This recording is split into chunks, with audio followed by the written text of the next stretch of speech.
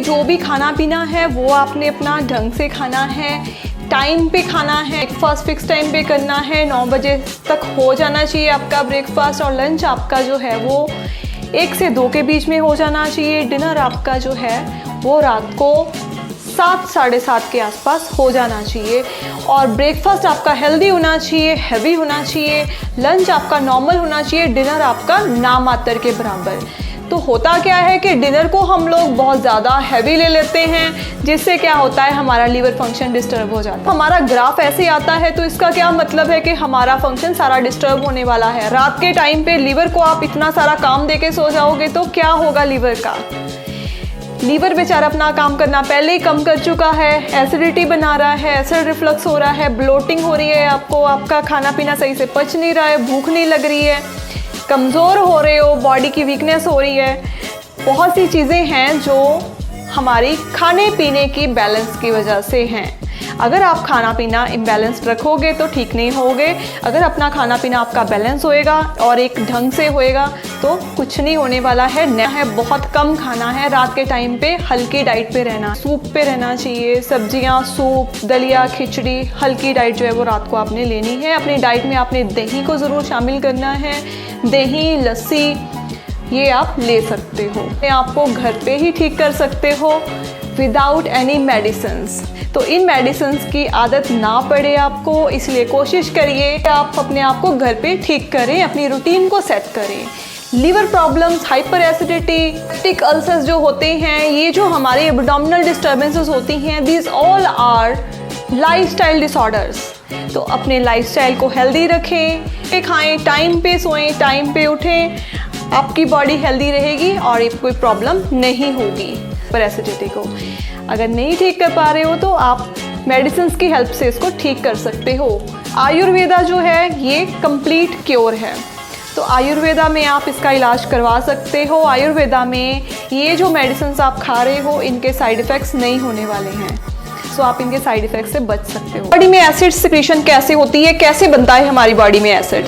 तो हमारी बॉडी में जो स्टमक होता है, स्टमक में सेल्स होते हैं जिनको पैराइटल सेल्स बोलते हैं। पैराइटल सेल्स में कुछ ऐसी एक्टिविटीज़ होती हैं जो एसिड प्रोडक्शन करती हैं। तो एसिड प्रोडक्शन जो होता है ये एक हेल्दी काम के लिए होता है, हमारे खाने को डाइजेस्ट करने के लिए होता है, ये एक नॉर्मल पाथवे है। सो कैसे एसिड बनता है हमारी बॉडी में? हमारी बॉडी में जो 3 रिसेप्टर्स होते हैं, first receptor is histaminic receptor, H2 receptor बोलते हैं, गैस्ट्रिन होता है, मस्कैनिक रिसेप्टर और CCK2 cholecystokinin receptor acetyl choline secrete करता है।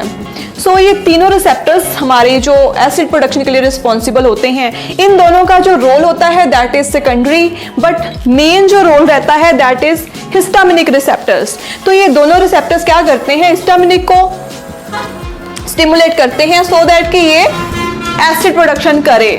अब एसिड प्रोडक्शन कैसे होती है? हमारे बॉडी में हाइड्रोजन और कार्बन डाइऑक्साइड फ्री होता है। हाइड्रोजन और कार्बन डाइऑक्साइड मिलके क्या करता है, जब ये कंबाइन करता है तो कार्बनिक एसिड बनता है H2CO3। H2CO3 आगे कन्वर्ट होता है HCO3 प्लस H3 में, तो एक जो H है हमें फ्री मिल जाता है, इसको बोलते हैं 1 प्रोटॉन हमें इस पाथवे से मिल जाता है। जो मेडिको फील्ड से हैं वो तो समझ जाएंगे, जिनको नहीं है वो इस बात को स्किप कर सकते हैं। So this is little bit technical terms.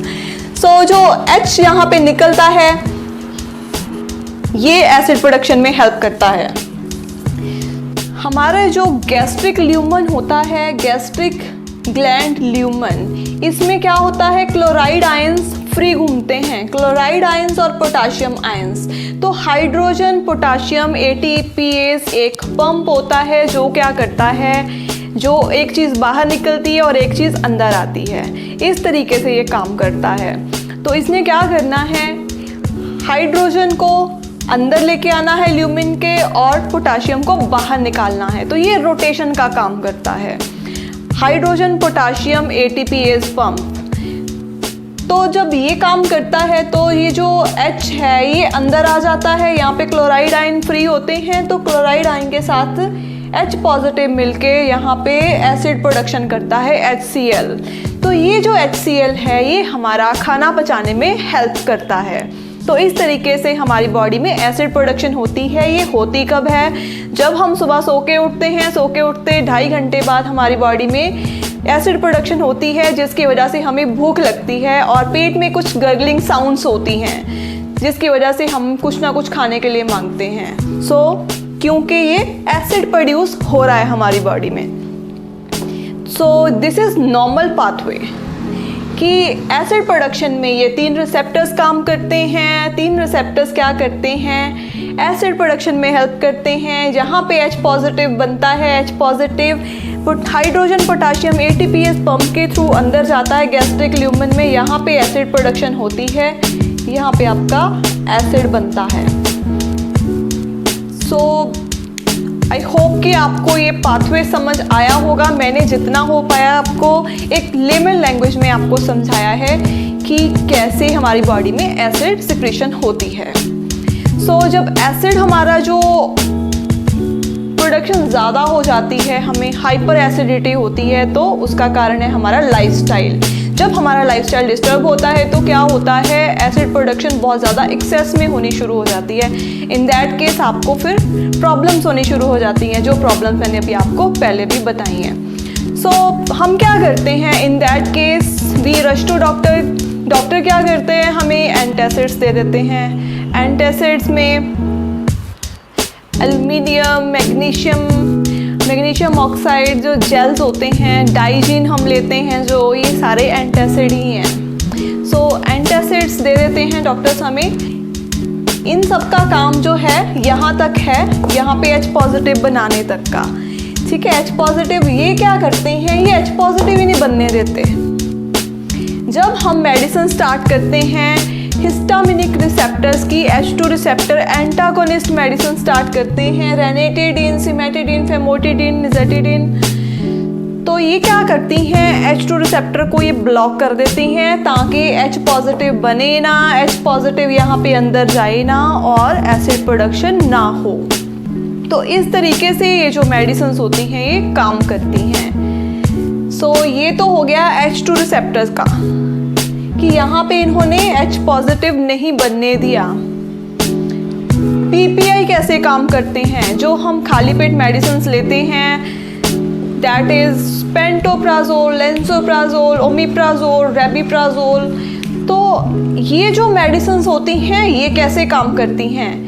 इन्होंने क्या करना है? इनका काम तो जो हो गया, यहाँ तक H प्रोडक्शन हो रही है तो इनको इससे कोई मतलब नहीं है। इसने क्या करना है? ये जो हमारा पंप है ये क्या करता है? हाइड्रोजन को अंदर लेके आता है, पोटाशियम को बाहर लेके जाता है। तो इसने क्या करना है? ब्लॉक कर देना है यहाँ पे आके। हाइड्रोजन पोटाशियम ATPase जो वो पंप था, जो पंप को रेगुलेट करता था, ठीक है, एक आयन हमारा अंदर जा रहा है और एक बाहर आ रहा है। वो जो पंप है उसका जो एंजाइम है, वो एंजाइम इसके साथ जुड़ जाता है, ड्रग के साथ। तो यहाँ पे ये जो जुड़ गया, इसका क्या हो गया? ड्रग का कॉम्प्लेक्स बन गया। एंजाइम का काम बंद हो गया, उसने ब्लॉक कर दिया आपका फंक्शन। यहाँ पे जो है वो एसिड सिक्रेशन बिल्कुल बंद हो जाती है। यहाँ पे ड्रग एंजाइम कॉम्प्लेक्स बन जाता है। हाइड्रोजन पोटाशियम ATPase पंप जो है यहाँ पे ये बंद हो गया, इसका काम। हाइड्रोजन आयन इसके अंदर जाएंगे नहीं, यहाँ पे क्लोराइड आयन पड़े रहेंगे, हमारा HCl नहीं बनेगा। ये जो प्रोसेस होता है ये ब्लॉक करता है फॉर 18 आवर्स, 18 घंटे के लिए ये प्रोसेस को ब्लॉक कर देता है। और ये जो PPI होते हैं, प्रोटॉन पंप इनहिबिटर, तो प्रोटॉन का मतलब है ये H positive ion. Proton pump inhibitor H positive ion को ये अंदर नहीं आने देते, एसिड प्रोडक्शन नहीं होती यहाँ पे।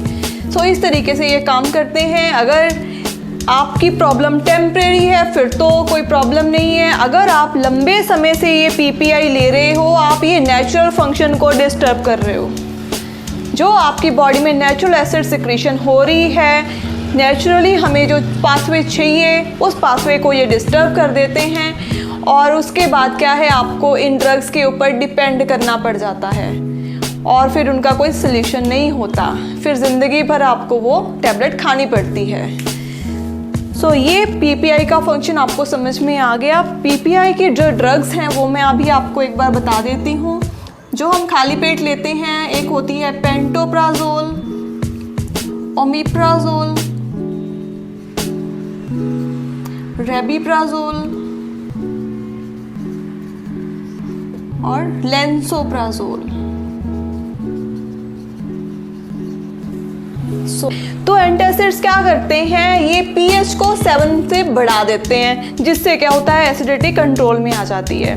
जैसे हम डाइजीन लेते हैं, डाइजीन तो बहुत पॉपुलर है, सबने लिया होगा। इस तरीके से ये एंटासिड्स काम करते हैं। एंटासिड्स फिर भी सेफ हैं, बट ये जो पीपीआईज होते हैं ये काफ़ी ख़तरनाक हैं। आज के टाइम पे इनका यूज़ बहुत ज़्यादा हो रहा है और कई जगह पे तो मतलब जहाँ पे यूज़ नहीं भी होना है लोग वहाँ पे भी कर रहे हैं। इसलिए कोशिश करिए, बचिए इन ड्रग्स से। इन्होंने क्या करना है, आपका जो नेचुरल सिस्टम है उसको डिस्टर्ब कर देना है। आपकी बॉडी में जो नेचुरल एसिड सिक्रीशन है वो डिस्टर्ब हो जाएगी। एसिडिक लेवल जो आपका है वो बिना टैबलेट किए कवर नहीं होगा, आपको टैबलेट लेनी ही पड़ेगी। मेडिसिन के ऊपर आपको डिपेंड करना पड़ेगा, चॉइस आपकी है। इस तरीके से ये जो मेडिसिन हैं ये काम करती हैं। एसिड कैसे बनता है ये मैंने अभी आपको एक्सप्लेन किया है, और जो हम मेडिसिन ले लेते हैं वो मैंने आपको एक्सप्लेन किया है। बट आयुर्वेदा में ऐसा नहीं होता है। आयुर्वेदा में आप इसको नेचुरल हर्ब्स के थ्रू ट्रीट कर सकते हो। अगर आप आयुर्वेद में ट्रीटमेंट करते हो तो आयुर्वेदा में एसिडिटी का ट्रीटमेंट होगा, कारण का ट्रीटमेंट होगा कि क्यों एसिडिटी हो रही है, वो किसी चीज़ को डिस्टर्ब नहीं करेगा। आयुर्वेद ऐसे ठीक करेगा, उसने किसी भी आपके जो नॉर्मल फंक्शन है उसको डिस्टर्ब नहीं करना है, उसने उसको रिपेयर करना है। जो एसिडिटी हमारी बन रही है उसके कारण के ऊपर काम करना है। यहाँ पे क्या है, कारण पे काम नहीं हो रहा है। यहाँ पे अगर आपकी जो प्रॉब्लम है टेम्परेरी है फिर तो ठीक हो जाएगी, अगर आपकी प्रॉब्लम परमानेंट है तो ये ठीक होने वाली नहीं है। फिर आपने क्या करना है, ये कारण पे काम नहीं हो रहा है, ये सिस्टम के साथ डिस्टर्बेंस हो रही है, सिस्टम के साथ इंटरफेरेंस हो रही है। आयुर्वेदा हमारे जो नेचुरल मैकेनिज्म है उनके साथ इंटरफेयर नहीं करता है, उसने उसको ठीक करने पे काम करना है। आयुर्वेदा में हाइपर एसिडिटी का इलाज पॉसिबल है। जो भी हमारी लीवर की प्रॉब्लम्स हैं, जो भी हमारी गैस्ट्रिक प्रॉब्लम्स हैं, उन सब का इलाज आयुर्वेदा में होता है। आप अपने नियरेस्ट आयुर्वेदा फिजिशियन से कंसल्ट कर सकते हैं और ये ट्रीटेबल है। आपको इन ड्रग्स का सहारा लेने की ज़रूरत नहीं पड़ेगी। अगर आपको ज़रूरत पड़ती भी है तो आप टेम्परेरी ले सकते हो फॉर 1 मंथ और 2 मंथ्स। अगर 2 महीने से आप ज़्यादा चले जाते हो तो ये ड्रग्स आपको लग जाएंगी, फिर उसके बाद आपको उनके ऊपर डिपेंड करना पड़ेगा। Choice is yours. I hope कि आपको ये पूरा फंक्शन समझ में आया होगा कि एसिड प्रोडक्शन कैसे होती है, और जब ये होती है तो इसको ठीक करने के लिए कौन सी ड्रग्स दी जाती हैं और वो ड्रग्स हमारी बॉडी में कैसे काम करती हैं। तो बचिए ड्रग्स से, अपनी ज़िंदगी को मेडिसिन फ्री बनाइए। Get rid of prolong medications. अगर आपको कोई फ़र्क नहीं पड़ता है कि वो छोटा सा कैप्सूल है आप सुबह ले लेते हो, एक छोटी सी तो टैबलेट है, कोई फ़र्क नहीं पड़ता है, सुबह मॉर्निंग में ले लेंगे हम, बट उनके जो साइड इफ़ेक्ट्स हैं वो आपको पता भी नहीं है कि कितने ज़्यादा हैं। वो हमारे कैल्शियम के साथ प्रॉब्लम कर रहा है। ये जो कैल्शियम का पाथवे है ये भी डिस्टर्ब हो जाएगा, कैल्शियम की कमी हो जाएगी बॉडी में, कैल्शियम अब्जॉर्ब नहीं हो पाएगा, कैल्शियम की अब्जॉर्प्शन कम हो जाएगी। जो हमारे आयंस हैं उनकी अब्जॉर्प्शन कम हो जाएगी, कैल्शियम फॉस्फेट आयंस, उससे क्या होएगा, आपको ऑस्टियोपोरोसिस की प्रॉब्लम हो सकती है, हड्डियों की प्रॉब्लम हो सकती है, बोन्स और जॉइंट्स रिलेटेड डिजीज़ आपको हो सकती है, और भी बहुत सारी बीमारियां हैं। बिकॉज इसका जो मेटाबॉलिज्म है वो किडनीज के थ्रू होता है, तो किडनी फेलियर होने के चांसेस भी आपके बढ़ जाते हैं। ये जो ड्रग होती है ये इंटेरिक कोटेड होती है, इसकी जो अब्जॉर्प्शन है वो हमारे स्टमक में नहीं होती है, इसकी अब्जॉर्प्शन होती है हमारी इंटेस्टाइन में। जो इंटेरिक पीएच होती है 7+। बेसिक पीएच पे ये मेडिसिन डिजॉल्व करती हैं। ये जो पीपीआई होती हैं, प्रोटॉन पंप इनहिबिटर्स, तो ये बेसिक पीएच पे काम करती हैं। जिनको अल्सर्स हो चुके हैं, जिनके अल्सर्स बहुत पुराने हो चुके हैं, उनको तो ये मेडिसिन जो है वो टेम्परेरी शुरू करवाते हैं डॉक्टर्स, बट उसके लिए और भी पैरामीटर्स हैं जो हम कर सकते हैं। टेम्परेरी अगर PPI आप अपने जो ड्यूडनल अल्सर्स हैं उनके लिए ले रहे हो तो देन इट्स ओके। बट अगर आपका जो ट्रीटमेंट है अलॉन्ग विद दिस, आपको अपना ट्रीटमेंट आयुर्वेदा में शिफ्ट कर लेना चाहिए, बिकॉज आपको ये जो PPI हैं ये आपको लग जाएंगे, फिर आपकी जो है हैबिट बन जाएगी, आप उनके बिना रह नहीं पाओगे, आपको वो मेडिसिन लेनी ही पड़ेगी।